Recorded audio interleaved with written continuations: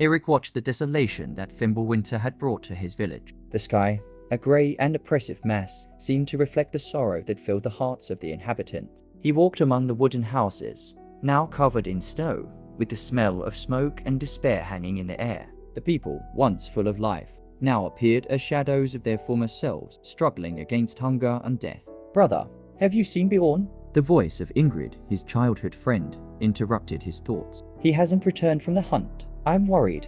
Eric looked at her, his eyes mirroring her concern. "I'll look for him. We can't leave anyone behind." Ingrid nodded, her eyes filled with fear, but Eric was already moving away, determined to find his friend. As he left the village, Eric headed toward a nearby cave, a place that had always brought him a sense of calm. Upon entering, he found a dark yet magical environment. Moonlight filtered through the cracks, illuminating an ancient altar covered in runes. He approached, feeling a strange connection to the symbols carved into the stone. "What is this?" he murmured to himself as he ran his fingers over the runes. Suddenly, one rune in particular began to glow, revealing an ancient message about Ragnarok and a hidden power asleep within him. Eric frowned, confused. Hidden power? What does that mean? He didn't understand, but a sense of urgency began to swell inside him. Meanwhile, in Asgard, Odin looked down at Midgard with concern. The dark clouds and signs of the world's end could not be ignored. He summoned the gods to a majestic hall, where the walls were adorned with tapestries that told the story of creation. "My brothers and sisters," Odin began, his voice resonating with authority. "The signs of Ragnarok are closer than ever. We must prepare." Thor crossed his arms, his gaze resolute. "And Lerni, he is plotting something. I can feel his presence approaching." The gods exchanged worried glances, aware that the final battle was imminent.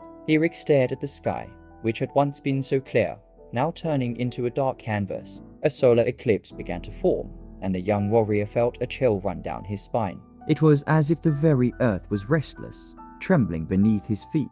"What is happening?" he murmured to himself as the cold winds brought a sense of despair. He saw the wolves, enormous and fierce, charging toward the sun, their claws gleaming with a supernatural light. The sun's glow was fading, and a wave of dread washed over his heart. "It can't be the end. Not now," he shouted, trying to convince himself. As Eric struggled against feelings of helplessness, in Asgard, Lerni, the god of mischief, finally broke free from his chains. The gods, gathered in council, could not ignore the power emanating from the chaos. "He is coming," Thor said, his eyes shining with determination. "We must prepare for the battle ahead."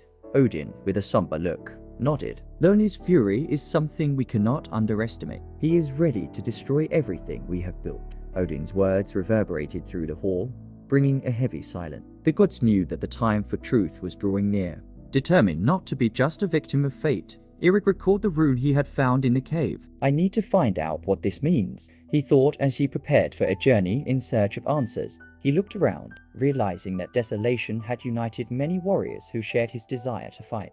Approaching a group gathered in the village's central square, Eric felt a new impetus. "We are all here because we believe there is still hope," said a grey-haired man, raising his sword.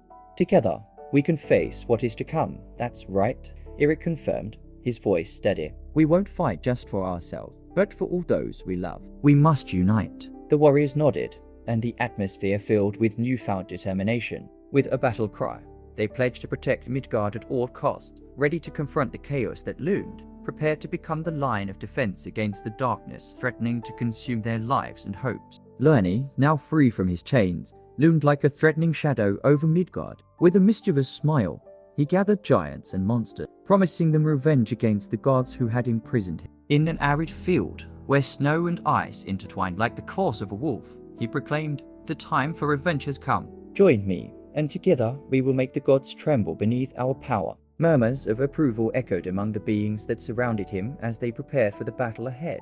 Meanwhile, Eric and his allies gathered in a hidden camp in the valley, away from the watchful eyes of Lerni and his growing army. The group, composed of warriors from various villages, was determined to fight for the survival of Midgard. With swords in hand and faces marked by resolve, they dedicated themselves to training. Eric, in particular, led the exercises, his firm voice echoing, "We must be ready to face whatever comes. There will be no rest while the army of chaos approaches." Rumors of the atrocities committed by Lerni reached them like dark echoes. Entire villages had been destroyed, and the few survivors spoke in hushed tones about the creatures that moved under the leadership of the god of trickery. "I heard they captured children," Eric said, a long-haired warrior, her eyes ablaze with fire. "We cannot allow this to continue.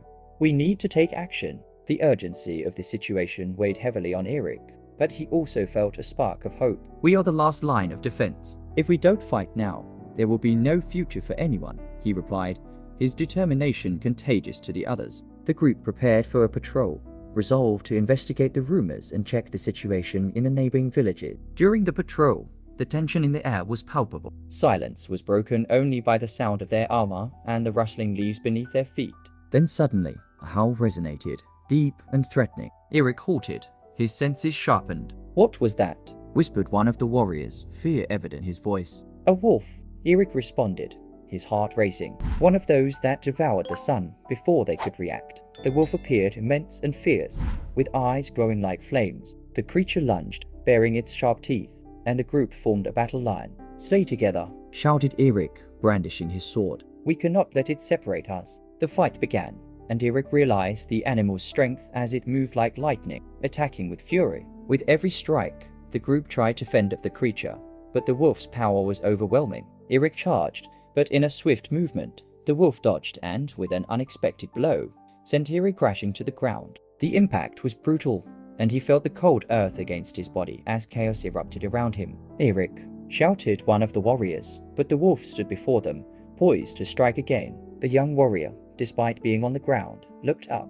determined to rise and fight until the end. But before he could recover, the shadow of the wolf loomed over him, and an ambush seemed imminent. Eric awoke in an unfamiliar place, shrouded in thick mist that danced around him. His body felt heavy, as if the weight of the world rested on his shoulders. As he stood up, he faced a slender figure clad in gleaming armor, with majestic wings that stood out against the foggy backdrop. It was a Valkyrie, and her piercing gaze radiated a strength Eric had never felt before. "You are stronger than you realize, young warrior," she said, her voice both gentle and firm. "Your destiny is not just to fight, but also to become a beacon of hope amidst the chaos." Eric frowned, confused. "What do you mean? I am just a man, a tool in the hands of the gods." "No, Eric," she replied, stepping closer. "You carry within you a power that has been sealed for generations. It is time to awaken it. Ragnarok is approaching, and the battle in Vigrid will begin soon."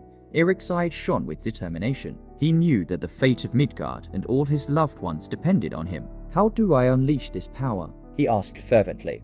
"Focus on your emotions, on your memories. The love, the pain, the loss, and the struggle you have witnessed. All of this shapes who you are. Feel the call of your ancestors," the Valkyrie instructed, gesturing with her hands, enveloping him in a golden light.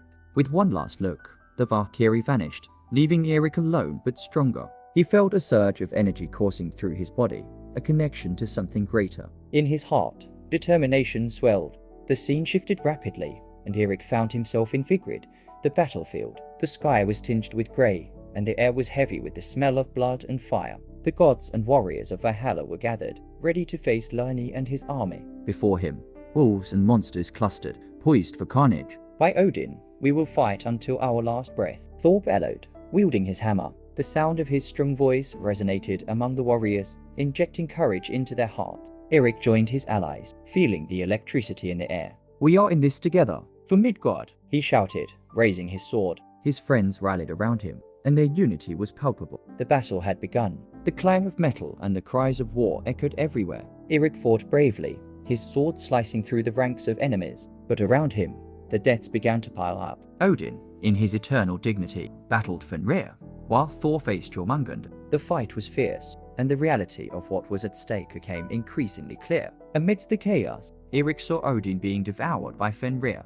a scream of agony resounding in his mind. The power the Valkyrie had mentioned pulsed within him, and he felt it was time to use it. But what would that mean for him and for those he loved? As the gods faced their own battles, Eric prepared for his final confrontation. He knew Lerni was nearby, and the fury he felt was more than mere fear. It was a flame that urged him to fight for everything he believed in. The fires of the battlefield illuminated the chaotic scene as Eric approached Lerni, the god of trickery, who now revealed his true power. The biting cold of Fimbulwinter contrasted with the hellish heat of the flames consuming the bodies of fallen gods. The young warrior felt his heart racing, each beat resonating like a war drum. He could not fail. The fate of Midgard was in his hands. "Do you really think you can stop me, Eirik?" Loki sneered, his eyes shining with a malice that felt almost tangible. "You're just a lost boy in a world that has no place for the weak." Eirik took a deep breath, feeling the energy pulsing within him, a force he didn't fully understand. "I am not weak, Loki. I will fight until the end," he shouted, trying to mask the fear that threatened to overwhelm him.